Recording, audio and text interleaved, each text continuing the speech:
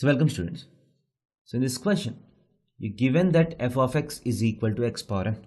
You're asked to find f of 1 minus f dash of 1 by 1 factorial plus f double dash of 1 by 2 factorial minus f triple dash of 1 by 3 factorial, so on up to minus 1 whole power n fn of 1 by n factorial. So this is asked. Now let us see what this expansion really is. So what is f of 1? F of 1 is nothing but 1. Minus, what is f dash of 1? So to find that, let us find f dash of x. F dash of x is nothing but n times x power n minus 1. F double dash of x is n times n minus 1 times x power n minus 2. F triple dash of x is equal to n times n minus 1 times n minus 2 times x power n minus 3, so on.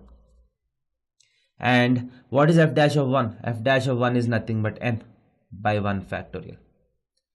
Plus what is f double dash at x is equal to 1? This becomes 1. So this becomes n times n minus 1 by 2 factorial.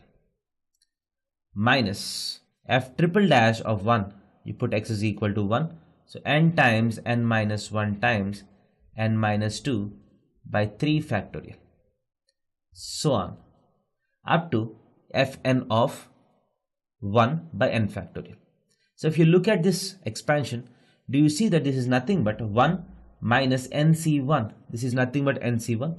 N into n minus 1 by 2 factorial is nothing but nc2 minus nc3 plus nc4 minus plus so on. So this sequence is nothing but the addition of all the binomial coefficients with alternate plus minus signs. And we know that this is equal to 0. Hence, option is C. So in the topic of sum of binomial coefficients, you can very clearly see that this sum is a very standard sum which is equal to 0. Thank you.